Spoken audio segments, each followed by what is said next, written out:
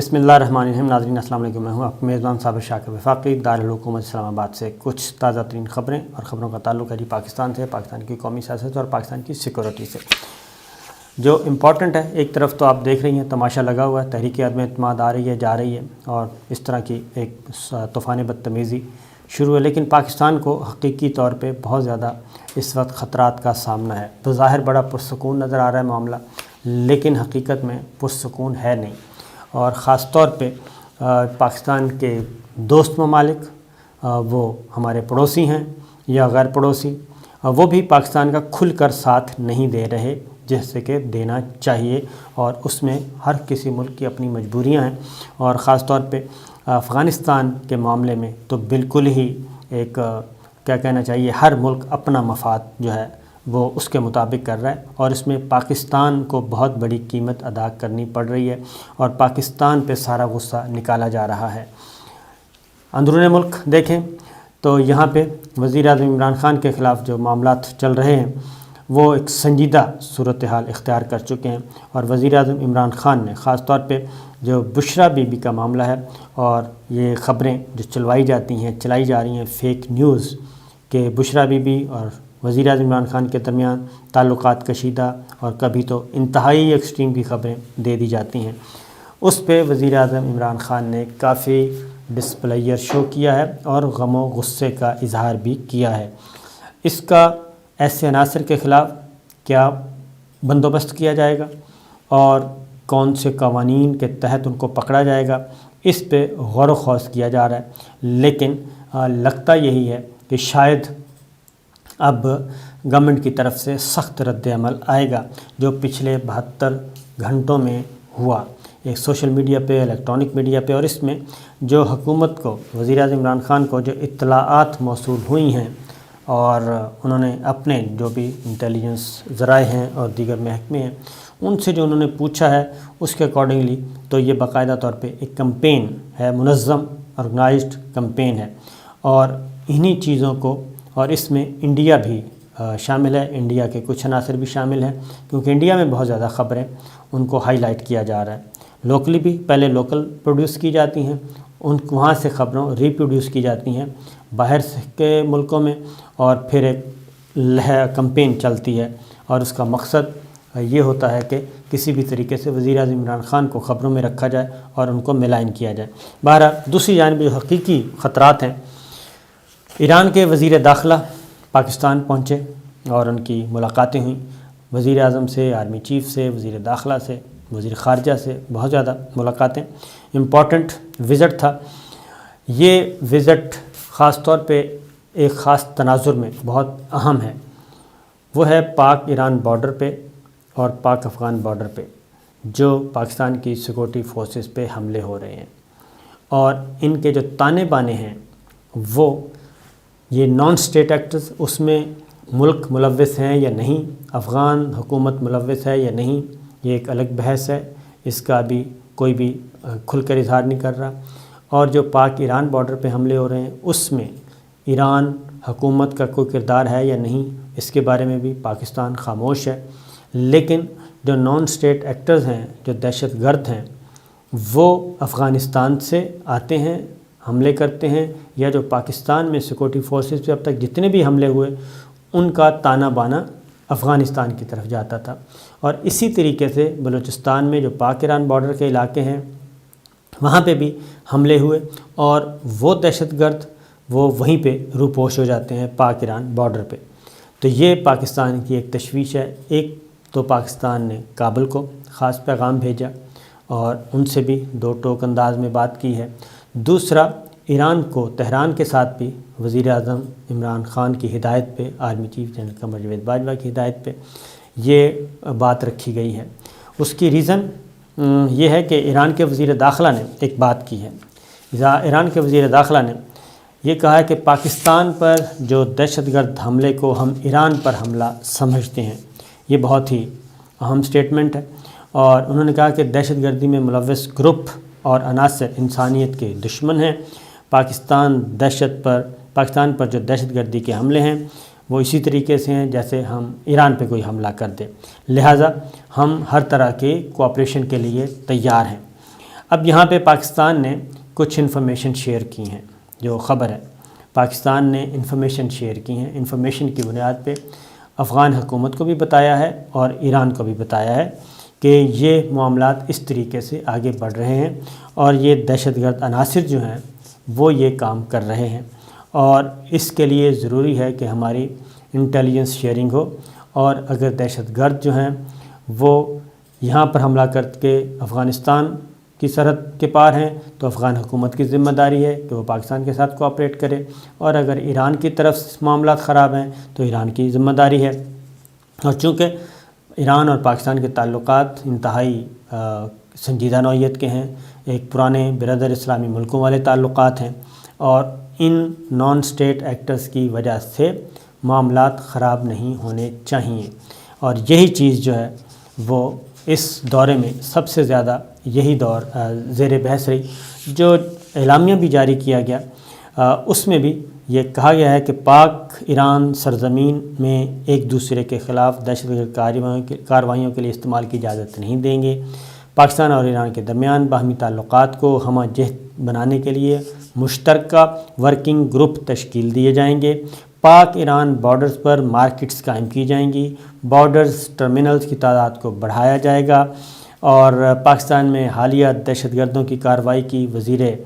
داخلہ ڈاکٹر احمد وحیدی نے مذمت کی، اور مشترکہ تعاون کی ضرورت پہ انہوں نے کہا زور دیا، مشترکہ تعاون ہونا چاہیے، اور اس میں ملوث جتنے بھی دہشت گرد گروپس ہیں تو اس دہشت گردی کے نیٹ ورک کو توڑنے کے لیے ایران مکمل طور پہ کوآپریٹ کرے گا۔ اب جو آرمی چیف سے ملاقات ہوئی وزیر داخلہ کی، ایرانی وزیر داخلہ کی، وہ بڑی میننگ فل ہے، اور خاص طور پہ آرمی چیف کا سٹیٹمنٹ بھی بڑا امپورٹنٹ ہے۔ آرمی چیف سے ملاقات کے بعد جو سٹیٹمنٹ آیا ہے وہ آرمی چیف نے یہ کہا کہ پاک ایران سرحد پر دہشت گردوں کو پنپنے نہیں دیں گے۔ یہ ایک اہم اشارہ ہے کہ زیرو ٹالرنس ہے، وہ پاکستان پہ دشمن کہیں سے بھی حملہ آور ہو تو پاکستان اس کا بھرپور جواب دے گا اور ہر طریقہ استعمال کرے گا۔ اور جو سٹیٹمنٹ جاری کیا اس ملاقات کے بعد اس میں خاص کہا گیا کہ جیو اسٹریٹجک ماحول بالخصوص علاقائی سلامتی کی صورتحال، دفاع، سلامتی کے شعبوں میں دو طرفہ تعاون پر تبادلہ خیال کیا گیا، پاک ایران سرحدی سیکورٹی میکانزم پر تبادلہ خیال کیا گیا۔ اب یہ وہ بات ہے جو کہ کہی جا رہی ہے کہ پاک ایران بارڈر کو مشترکہ طور پہ کنٹرول کیا جائے، اور ایک ایسا میکانزم بنایا جائے کہ اگر کوئی حملہ ادھر سے ہوتا ہے تو ایران کی ذمہ داری ہے، اور ادھر سے ہوتا ہے تو پاکستان کی ذمہ داری ہے، اور دونوں ملکوں کی بارڈر سیکورٹی فورسز جو ہیں وہ آپس میں رابطے میں ہوں، اور ایسے عناصر کو کھیلنے کا موقع نہ دیا جائے۔ اب اس میں ایک اور بات بھی کہی گئی ہے کہ آرمی چیف کی طرف سے، جنرل باجوہ کی طرف سے، کہ پاک ایران سرحد امن اور دوستی کی سرحد ہے، اور دونوں برادر ہمسایوں کے درمیان تعاون میں اضافہ امن اور استحکام کے لیے ضروری ہے۔ پاک ایران بارڈر پر شر پسند عناصر کو پنپنے نہیں دیں گے، اور یہ ہے وہ بات جو کہ بٹوین دا لائن کہی گئی ہے۔ ایک سخت پیغام ایران کو دیا گیا ہے اچھے انداز میں، اور یہی سخت پیغام افغانستان کو بھی دیا گیا ہے بہت پولائٹ وے میں،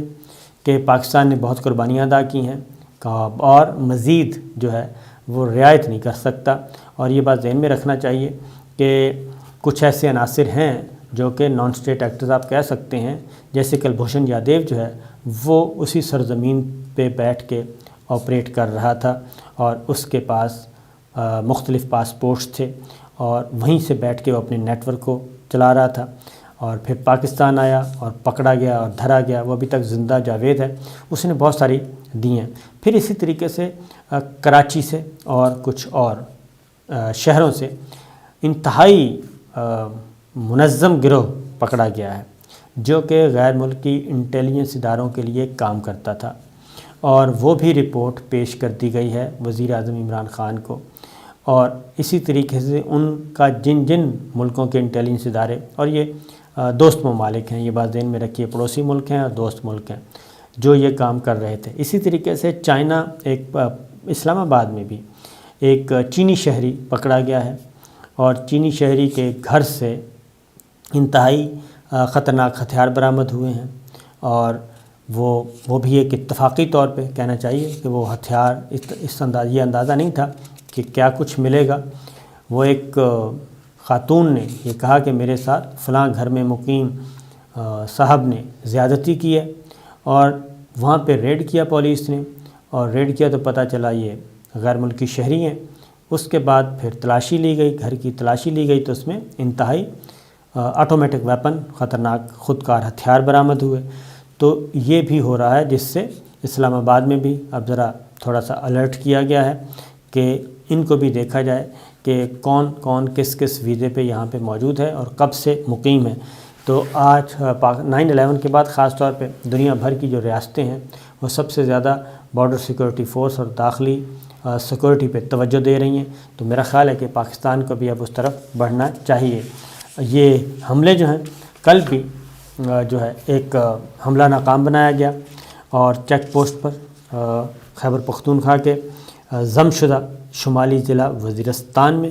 یہ حملہ ہوا، اور اس میں چیک پوسٹ پر ایک دہشت گرد کی خودکش حملے کی کوشش ناکام بنائی گئی، حملہ آور کو ہلاک کر دیا گیا، جبکہ دوسرے 2 واقعات میں دہشت گردوں کو گرفتار بھی کیا گیا۔ تو یہ معاملات کوئی اتنے آسان نہیں ہیں جس کی وجہ سے یہ سب کچھ ہو رہا ہے، اور جو آرمی چیف اور صدر مملکت اور آرمی چیف وزیر اعظم ملاقات اپیکس کمیٹی کے اجلاس جو چل رہے ہیں ان میں بھی یہ معاملات زیر بحث ہیں۔ ایک اور خبر لے لیں، بڑی دلچسپ بھی ہے اور امپورٹنٹ بھی۔ 1990 میں عراق نے کویت پر حملہ کیا تھا، اور صدر صدام تھے اس وقت عراق کے سربراہ، اور 1991 میں اقوام متحدہ کی قراردادوں کے تحت عراق پر 52 ارب 40 کروڑ ڈالر کا جرمانہ عائد کیا گیا تھا، اور اس قبضے کے بعد عراق نے جب کویت پہ قبضہ کیا تو اس کے بعد پھر اس قبضے کو واپس لیا گیا تھا، اور عراق کو وہاں سے فارغ کیا گیا تھا، اور اقوام متحدہ کی کمیشن نے یہ بدھ کے روز فیصلہ کیا ہے کہ 1991 کی قرارداد نمبر تھی 692 کے تحت عراق کو ذمہ دار قرار دیا گیا، اور یہ کہا گیا تھا کہ کویت کے جو واجب الادا ہیں عراق کے ذمے وہ دیے جائیں ہرجانے کے طور پہ۔ اور 2 اگست 1990 کو فوج نے چڑھائی کی تھی، عراقی فوج نے، اور 7 ماہ بعد امریکہ کی قیادت میں فوجی اتحاد نے عراقی فوج کو کویت سے نکال دیا تھا، آزاد کروا دیا تھا، اور واپس کویت کے امیر کے حوالے کیا، اور اس کے بعد تقریباً یہ چلتا رہا سلسلہ، اور معاوضہ جو تھا وہ عائد کیا گیا۔ یہ 27 لاکھ مطالبات جمع کروائے گئے، 352 ارب ڈالر کے مطالبات تھے جی ٹوٹل جو کلیم کیے گئے کہ اتنا نقصان ہوا ہے کویت کو، 352 ارب ڈالر۔ لیکن ایک کمیٹی بنی اقوام متحدہ کی، جائزہ کمیٹی کہہ سکتے ہیں آپ، اس کی جانچ پڑتال کی گئی، اور 52.4 ارب ڈالر پہ فیصلہ ہوا کہ کویت کے جو نقصانات ہیں وہ 52 ارب ڈالر تھے، اور اس طریقے سے وہ 52.4 ارب ڈالر 13 جنوری کو ادا کر دیے گئے۔ مجموعی مالیت 63 کروڑ ڈالر تھی، آخری قسط بھی منظور ہو گئی، دے دی گئی، اور اس طریقے سے کویت پہ جو حملہ تھا اس کا ہرجانہ